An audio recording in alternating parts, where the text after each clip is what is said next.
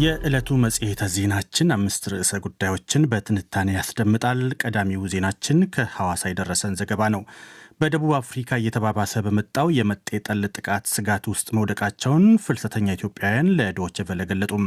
ኢትዮጵያውያኑ እንዳሉት የመጤ ጠል አራማጆች በሚያደርሱት ዛቻ የተነሳ የስራ ቦታቸውን ዘግተው ከቤት ለመዋል ተገደዋል።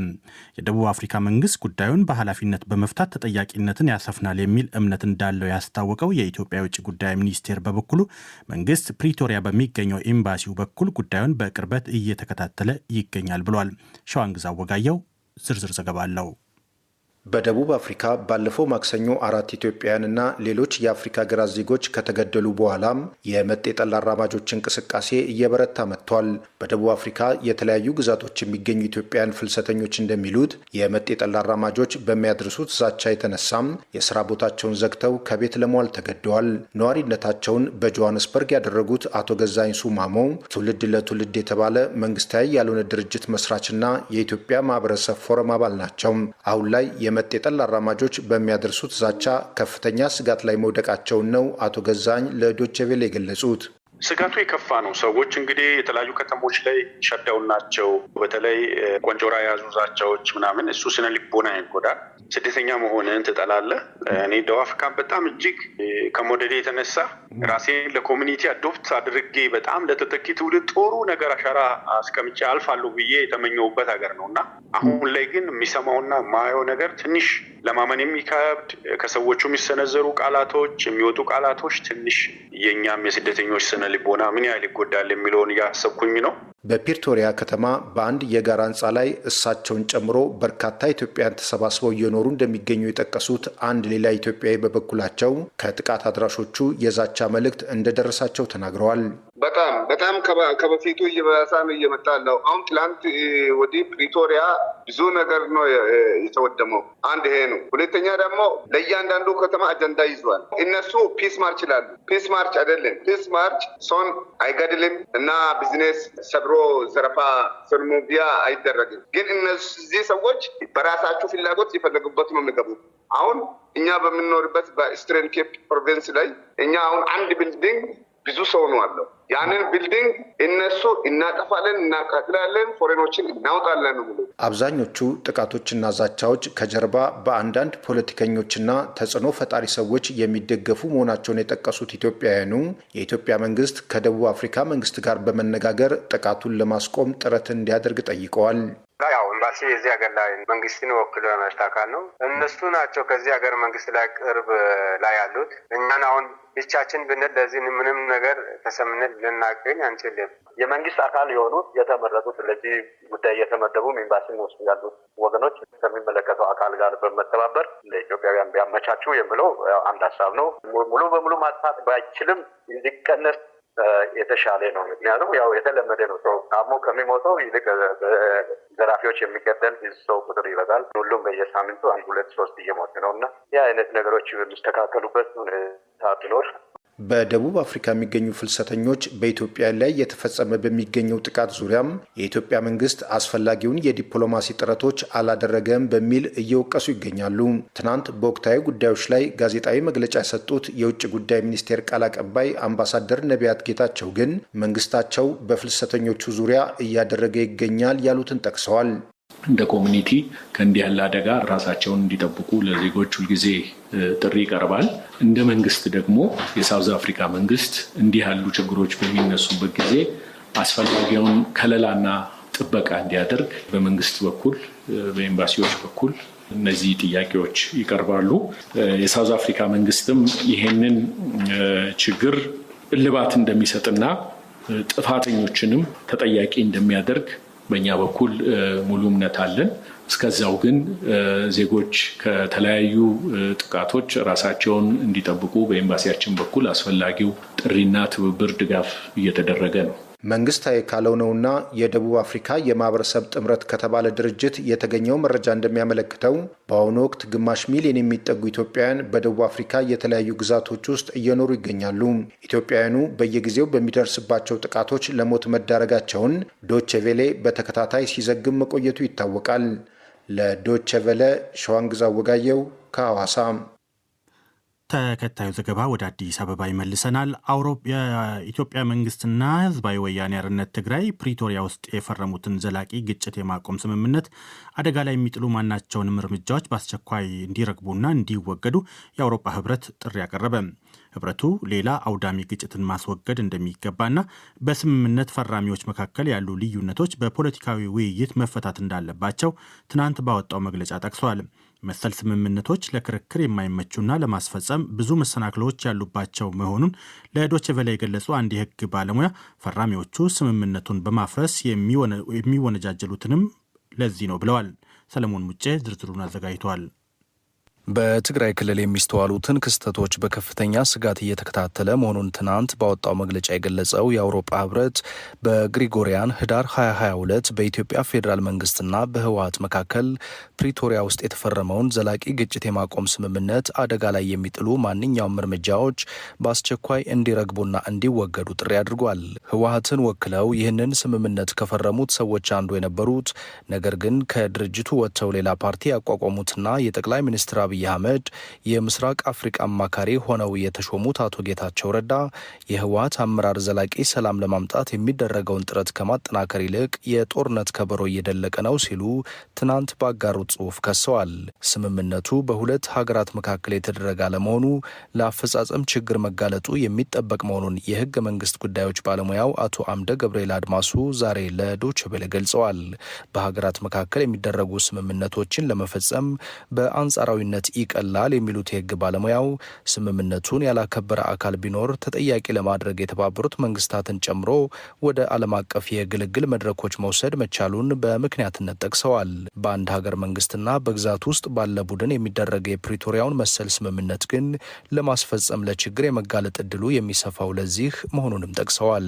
የፕሪቶሪያው ስምምነት ተካሂዶ ምናልባት የተወሰነ ፎይታና ትንፋሽ ማግኛ ጊዜ ቢሰጥም ማለት ነው የጦርነቱ ጋፕ እንዲል የሰው ልጆች ህይወት ያለ አግባብ ከመቀጠፍ ማዳን ነገሮች የተወሰኑ ውጤቶች ቢኖሩትም ለመፈጸም ግን በጣም አስቸጋሪ የሚሆን ስምምነት ነው። ምናልባት የኢትዮጵያ መንግስት የጣሰው ነገር ካለ እንደ መንግስት አደራዳሪ የነበሩት አስባቢ የነበሩት አካላቶች እንደ መንግስት ይህ ስምምነት እኮ ጥሰሃል ብለው የኢትዮጵያ መንግስትን ሊናገሩ ይችላሉ። ያኛው ቡድን ግን ኦልሬዲ የፈረሰ ቡድን ነው። ተደራዳሪ ከነበሩት አካላቶች ውስጥ ያሉ አሉ፣ የሌሉ አሉ በአብዛኛው ማለት ነው። ስለዚህ ባይንድ ለማድረግ ለመፈጸም በጣም አስቸጋሪ ነው የሚሆነው። ለክርክርም ለሙግትም የሚመች አይደለም። እንዲፈጸም ጦር ብዙ መሰናክሎች ይኖራሉ። ምክንያቱም በተለይ በየት በኩል በታጠቁ አካል በኩል ምንድን ነው ልታደርግበት የምችለው? ማዕቀብ ትጥልበታለህ፣ ጦር ታዘምትበታለህ። የትኛው አክሽን ነው ልትወስድ የምችለው? ከዚህ መነሻ ይሆን የስምምነቱ ሁለቱም ፈራሚ አካላት ስምምነቱን በመጣስ የሚወነጃጀሉት? ስምምነቱ ከተካሄደ ከአጭር ጊዜ ጀምሮ እኮ ነው አንዱ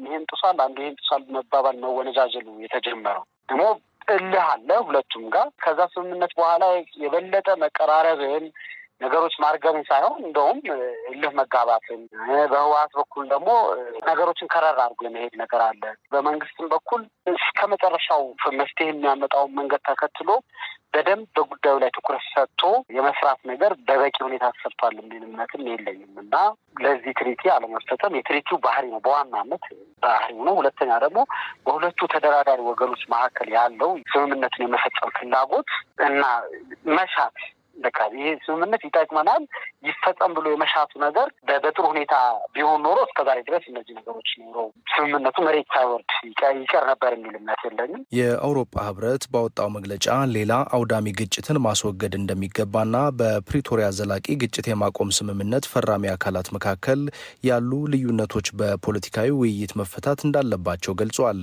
ሌላኛው ያነጋገርናቸው የህግ ባለሙያው አቶ መብርሄ ብርሃነ ግን አሁን በስምምነቱ ፈራሚዎች መካከል እየተስተዋለ ያለው ውዝግብ ወደ ጦርነት ሊገፋ የሚችልና የስምምነቱን ፈራሚዎች ግንኙነታቸውን ሊበጥስ የሚችል ስለመሆኑ ያላቸውን ስጋት አጋርተውናል።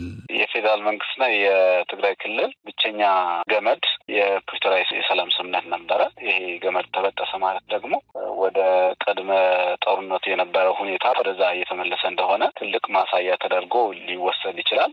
ይሄ በጣም መጥፎ ውጤት ሊኖረው የሚችል ነገር ነው። በአጠቃላይ ወደ ጦርነት የመመለስ ስጋት ይፈጥራል። ይሄ በዋናነት ማለት ነው የሰላም ሁኔታውን በጣም የሚጎዳ የክልሉን ህዝብ ዳግም ወደ ጦርነት ሊያስገባ የሚችል አደገኛ አካሄድ ነው። ለዲ.ደብሊው ሰለሞን ሙጬ ነኝ ከአዲስ አበባ። ተከታዩ ዘገባችን ዓለም አቀፉ የሰራተኞች ቀንን የሚመለከት ነው። በኢትዮጵያ ዝቅተኛ የደሞዝ ወለል በሕግ እንዲወሰን ለመንግስት ጥያቄ መቅረቡን የኢትዮጵያ ሰራተኞች ማህበር ኮንፌዴሬሽን ኢሰማኮ አስታወቀም። ዛሬ ሚያዝያ 23 ቀን 2018 ዓ.ም በመላው ዓለም የሰራተኞች ቀን ሲታወስ በኢትዮጵያም ዕለቱ በብሔራዊ በዓልነቱ በተለያዩ ስነስርዓቶች ተከብሮ ውሏል። ስዩም ጌቱ ዝርዝር ዘገባ አለው። ዛሬ አርብ ሚያዝያ 23 ቀን ዓለም አቀፉ የሰራተኞች ቀን በመላው ዓለም ተከብሮ ውሏል። በጎርጎሳውያኑ ግንቦት የመጀመሪያ ቀን በተለምዶ ሜይዴይ በሚል መጠሪያ የሚከበረው ይህ ቀን በበርካታ ሀገራት ህዝባዊ ቀን ተደርጎ ስለሚወሰድ መስሪያ ቤቶች ይዘጋሉ። ሰራተኞች ህብረታቸውን በማጠናከር አለን ያሏቸው ጥያቄዎች ላይ ይመክራሉ። አስፈላጊም ሲሆን ሰልፎችን ያካሂዳሉ። በዓለም ላይ ለ137ኛ ኢትዮጵያ ውስጥ ደግሞ ለ51ኛ ጊዜ በተከበረው በዚህ ዕለት በኢትዮጵያ ሰራተኞች ዕለቱ እንዴት ይታወስ ሲሆን አስተያየታቸውን ለዶይቼ ቬለ የሰጡ አንድ የመንግስት ሰራተኛ ይህን ተከታይ አስተያየት ሰጥተዋል። እንደ ሀገር ሰራተኞች ስለ መብታቸው፣ ስለ ግዴታቸው፣ ስለ መደራጀታቸው፣ ስለ አንዳንድ ነገሮች የሚነጋገሩበት፣ የሚወያዩበት፣ ስለ ራሳቸው ጥቅምና ስለ አሰሪዎቻቸው ግዴታና መብት የሚነጋገሩበት መሆን መቻል ነበረበት ብዬ አስባለሁ። ዛሬ ተከብሮ የዋለውን የሰራተኞች ቀንን በማስመልከት አስተያየታቸውን ለዶይቼ ቬለ የሰጡ የኢትዮጵያ ሰራተኞች ማህበር ኮንፌዴሬሽን ኢሰማኮ ፕሬዚዳንት አቶ ካሳሁን ፎሎ እንደሚሉት ግን ዛሬ በፓናል ውይይት ተከብሮ በዋለው የሰራተኞች ቀን የሰራተኛው ጥያቄ ለሚመለከተው አካል የቀረበበት ነው ብለዋል። የሰራተኛው መብት መከበር ለኢንዱስትሪ ሰላምና ለምርታማነት መሰረት ነው በሚል መሪ ቃል ነው እኛ ሀገር ዛሬ የተከበረው። የፓናል ውይይት ነበር። ያልተመሱ ምንድን ነው የሰራተኞች ያሉባቸው ችግሮች ተብሎ ውይይት ተደርጎበታል። የኢሰማኮ ስራ አስፈጻሚ ኮሚቴ በመረጠው መሪ ቃል መሰረት በሶስትዮሽ ነው በዓሉ የተከበረው። መንግስት አሰሪም ሰራተኛም ባለበት፣ ለምሳሌ ከአሰሪ የአሰሪ ቦርድ አባላት እዛ ነበሩ፣ ከስራና ክህሎት ሚኒስቴርም እዛ ነበሩ።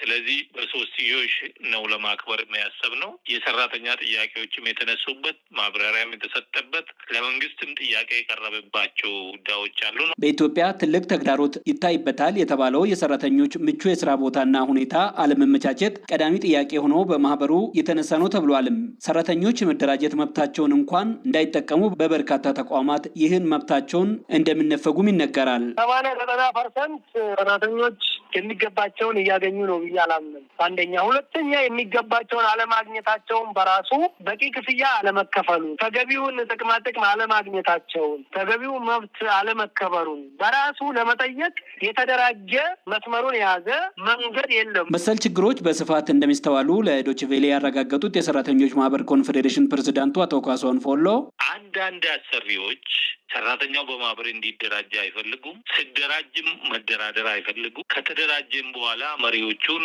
ከደረጃ ዝቅ ማድረግ፣ ቦታ ማዛወር፣ ጥቅም ለይቶ መከልከል፣ ከስራው ላይ ማሰናበት፣ እንዲህ አይነት እርምጃ እየወሰዱ ስላሉ ለመደራጀቱ ተግዳሮት ሆነዋል አንዳንድ ድርጅቶች ውስጥ የሚል ጥያቄ ነው። ስለዚህ በዚህ ጉዳይ ላይ መንግስት ህግን ማስከበር አለበት የሚል ጥያቄ ነው የተነሳው። ሌላው አንድ ሰው ምርታማ ለመሆን በልቶ ማደር አለበት። ስለዚህ ከዚህ አንጻር ለሰራተኛው ጥቅም ብቻ ሳይሆን ዝቅተኛ የደሞዝ ወለል መወሰን ወሳኝ መሆኑ፣ ይሄ ዝቅተኛ የደሞዝ ወለል ደግሞ በደሞዝ ቦርድ የሚወሰን መሆኑን እና በተለይም ደግሞ በዚህ ጉዳይ ላይ በሶስትዮሽ ተወያይተን አሰሪ፣ ሰራተኛ፣ መንግስት በአማካሪ ቦርድ ተወያይተን ከኛ ኦልሬዲ በስራና ክህሎት በኩል ወደ ክቡር ጠቅላይ ሚኒስትር ቢሮ ቀርቧል። የሚኒስቴሮች ምክር ቤት ውሳኔ እየተጠበቀ ነው። ምርትና ምርታማነትን ለመጨመር እንዲሁም በኢንዱስትሪዎች የተረጋጋ ሰላም እንዲፈጠር ለሰራተኞች ምቹ ከባቢን መፍጠር አስፈላጊ ነው ያሉት የሰራተኞች ማህበር ኮንፌዴሬሽን ፕሬዚዳንቱ ከጊዜ ወደ ጊዜ የሰራተኛውን መብት የሚጠይቁ ማህበራት እየተጠናከሩ ነው ብለዋል።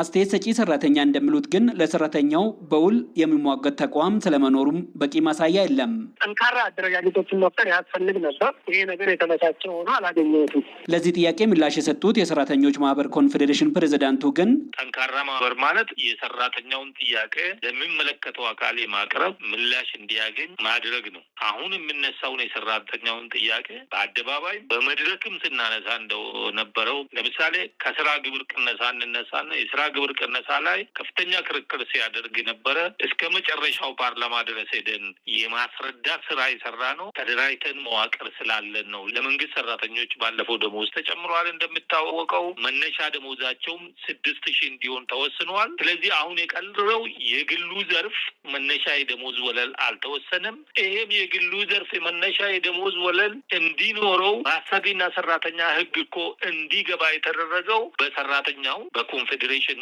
ትግል ነው። ለዶይቼ ቬለ ዘገባ ስዩም ጌቱ ነኝ ከአዲስ አበባ።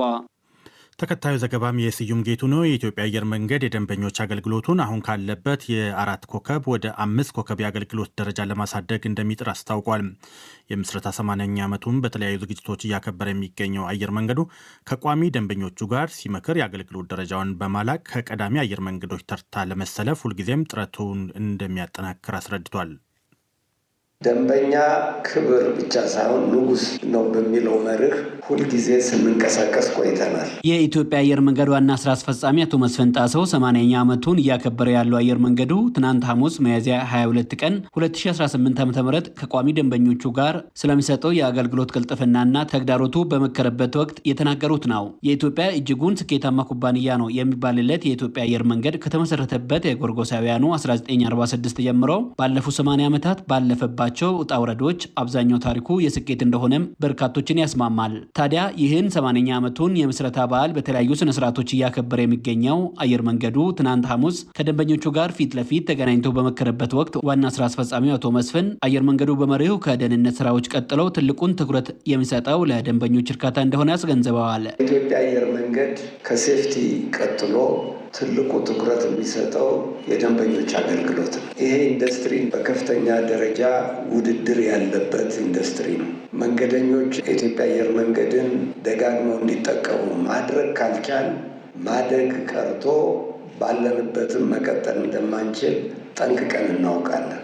ላረጋግጥላችሁ የምወደው የኢትዮጵያ አየር መንገድ ማኔጅመንት የደንበኞቹን አያያዝ ሁልጊዜም ቢሆን ደረጃ በደረጃ ለማሳደግ ሲጥር የቆየ መስሪያ ቤት ነው። ታምሩ ሪቂታ የ20 ዓመታት የኢትዮጵያ አየር መንገድ ደንበኛ ናቸው። አየር መንገዱ ቋሚ ካላቸው ደንበኞቹ ጋር በተወያየበት መድረክ ከተሳታፊዎቹ አንዱ ናቸው። የኢትዮጵያ አየር መንገድ የተሻለ ሰርቪስ ይሰጣል። በጣም የተሻለ አገልግሎት ስለማገኝ ነው ከእሱን የሚመርጠው እንጂ ብዙዎች አሉ ከዚህ በዋጋም በምንም ከዚህ ያነሰ፣ ግን ከአገልግሎቱ ከሴፍቲው አኳያ ስለምመርጠውና ስለሚመቸኝ ነው። ኢትዮጵያዊነቱ እንደተጠበቀ ሆነ። ይሄ አሁን ዛሬ የሚነገረው በሙሉ እኮ ሁላችንም ሁሉም መድረክ ላይ ስለማይወጣ ነው እንጂ መድረክ ላይ ብትወጣ ከዚህ በላይ መናገር ትችላለህ። እርካታ ይሰጥሃል እኮ የሀገር ባንዲራውን ስታይ፣ እዛ ያለውን መስተንግዶን ስታይ የኔ ልጆች እዛ እንዳሉ ነው የሚሰማኝና ምንም ጥያቄ የለውም የኔ ቤት ነው ብዬ ነው የማስበው። የ20 ዓመት የኢትዮጵያ አየር መንገድ ደንበኛ አቶ ታምሩ አየር መንገዱን ምንጊዜም ሲመርጡ ግን እንከን አልባ ስለሆነ እንዳይደለ ያነሳሉ።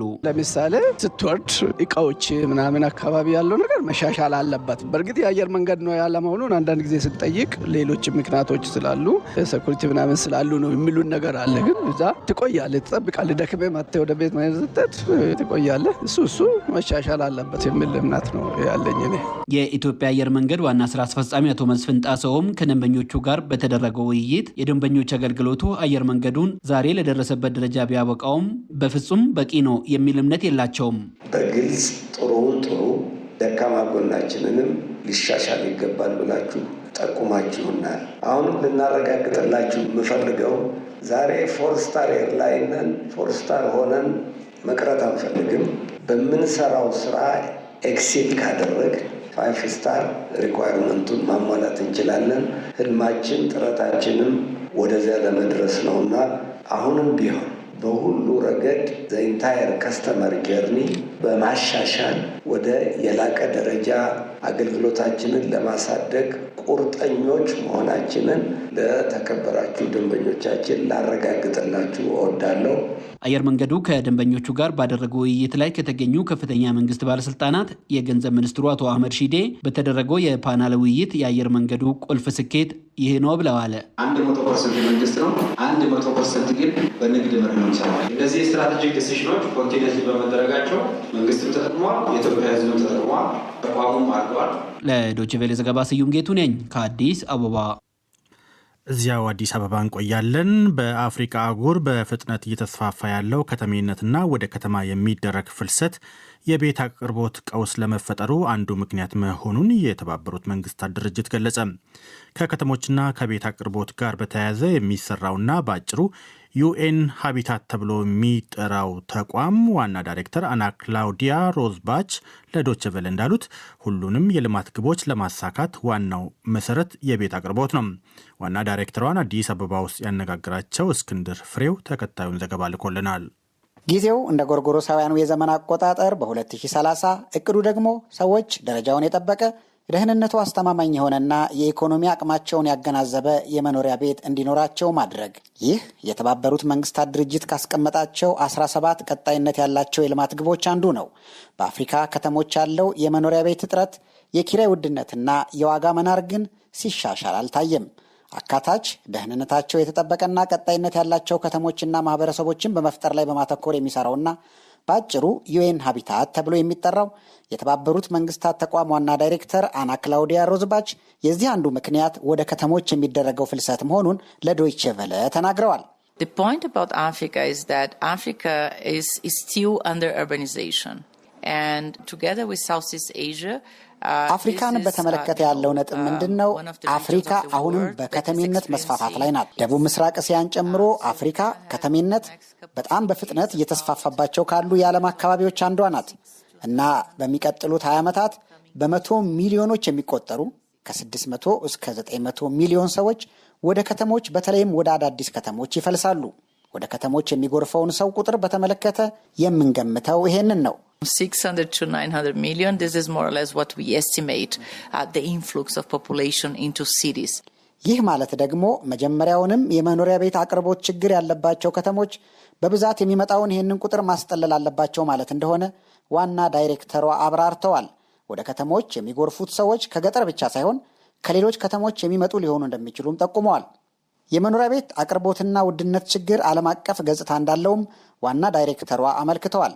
እኛ የምንጠራውም ዓለም አቀፍ የመኖሪያ ቤት አቅርቦት ቀውስ በማለት ነው ብለው ነው የገለጹት። የተባበሩት መንግስታት ድርጅት ተቋማትና የአፍሪካ ህብረት በከተሞች ላይ ያተኮረውንና 11ኛ ቁጥር ላይ የተቀመጠውን ይህንን ግብ ጨምሮ ከ17ቱ ግቦች በ5ቱ ላይ ያለውን አፈጻጸም አዲስ አበባ ውስጥ ገምግመዋል። ከቤት ጋር የተያያዘው ግብ አሳሳቢ ሁኔታ ላይ እንደሚገኝ መገለጹን ዋና ዳይሬክተሯ አመልክተዋል። According to the reports that were showcased today, is ranking among the red flags. ይፋ እንደተደረጉት ሪፖርቶች ከሆነ አሳሳቢ ሁኔታ ውስጥ ካሉት የልማት ግቦች ጋር ነው የሚመደበው። መሻሻል አለማሳየት ብቻ ሳይሆን አሁን ያለውን አካሄድ መቀየር ከሚያስፈልግባቸው ግቦች መካከል እና አስፈሪ ነው። Not only there is no progress, but also there is a need to revert existing trends. So it's alarming. የተባበሩት መንግስታት ድርጅት እንደ ጎርጎሮሳውያኑ የዘመን አቆጣጠር በ2030 ለማሳካት የታቀዱትን 17 የልማት ግቦች ይፋ ያደረገው በ2015 ዓ.ም ነው። ከተሜነት በአፍሪካ ግን አሁንም አስቸጋሪ ነው። በተለይ የአፍሪካ ሀገራት መዲናዎች ነዋሪዎች ከገቢያቸው አብዛኛውን ክፍል ለቤት ኪራይ እንዲያወጡ ይገደዳሉ። አቅምን ያገናዘበ ቤት ማግኘትን ፈተና ሆኗል። ሮዝባች እንደሚሉት የሌሎቹ የልማት ግቦች መሳካት ዜጎች አስተማማኝ የሆነና የኢኮኖሚ አቅምን ያገናዘበ ቤት እንዲኖራቸው በማድረግ ላይ የተመሰረተ ነው። I keep saying that housing is the roof of the SDGs. በመኖሪያ ቤት ላይ መስራት የሁሉም ዘላቂ የልማት ግቦች ጣሪያ መሆኑን በተደጋጋሚ እናገራለሁ። ምክንያቱም ሰዎች በቂ የመኖሪያ ቤት ከሌላቸው ልጆች እንዴት በቤታቸው ጤነኛ ሆነው ይኖራሉ? ተመልሰው የሚመጡበትና የቤት ስራቸውን የሚሰሩበት ቤት ከሌላቸው እንዴት ትምህርታቸውንስ ይቀጥላሉ? በማለት ጠይቀዋል። How they can remain at school if they don't have a safe place to come back and to do their homeworks. የ2030 የልማት ግብ ከማሳካት አንጻር አሳሳቢ ቢሆንም ከፖሊሲ አንጻር ግን የተሻሉ ስራዎች እንዳሉ ዋና ዳይሬክተሯ ይናገራሉ። ለዲ ደብልዩ እስክንድር ፍሬው ከአዲስ አበባ።